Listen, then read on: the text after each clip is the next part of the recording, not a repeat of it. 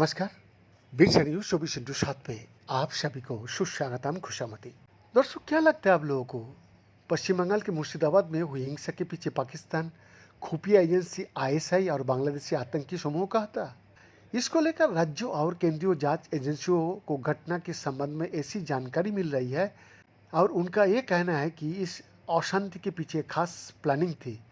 वक्फ कानून के खिलाफ विरोध प्रदर्शन को भड़काकर और छात्रों को बेस में सीमा पार से युवाओं की घुसपैठ कराकर इस घटना को अंजाम दिया गया है।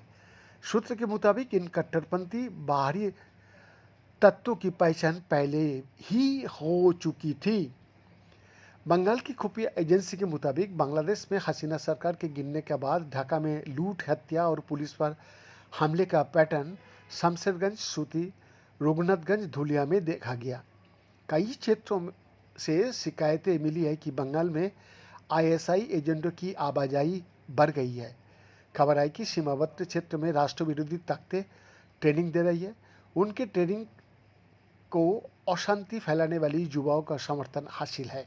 सवाल यह है कि ये लोग कौन है, जिसका जवाब है कि आतंकवादी संगठन एबीटी की ओर से संचालित अवैध या खारिजी मदरसों का प्रोडक्ट है। वो लोग, इनमें से अधिकांश 18 साल का कम उम्र का है।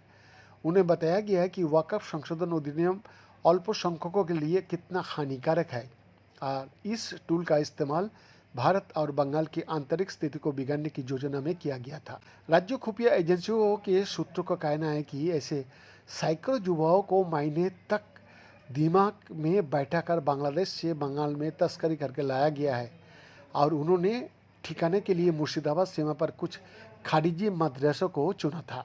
सूत्र के मुताबिक इनमें 20 मौलवी है। बड़े पैमाने पर अराजकता फैलाने की योजना थी। उन लोगों को सूती की नज़दीकी सीमा का इस्तेमाल घुसपैठ के लिए किया गया था।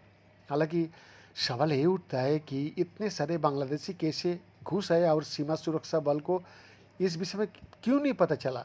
जी हाँ, उन्होंने हिंसा फैलाने के लिए फरक्का, शमशेरगंज, धुलियन, लालगोला इलाकों को चुना था। कुछ अनधिकृत मदरसों में चरणबद्ध बैठकें और योजनाएं बनाई गई, जिसमें तय किया गया कि पुलिस को निशाना बनाया जाना चाहिए। सुरक्षा बलों पर हमला करने से इलाका पर कब्जा करना आसान हो जाएगा। क्या इसके पीछे आईएसआई और बांग्लादेशी आतंकी समूह है? इसको लेकर खुफिया एजेंसी के साथ जो हाथ लगा है, इसको सुराग बोला सकता है। हमले के लेकर योजना बनाई गई थी कि पुलिस को चारों तरफ से घेर लिया जाए ताकि उनके पास भागने का कोई रास्ता ना हो। ये देखा जाए कि हमलावरों की संख्या हमेशा पुलिस बल से अधिक हो। उस ब्लूप्रिंट की तरह जंगीपुर अनुमंडल के रघुनाथगंज में हमला हुआ।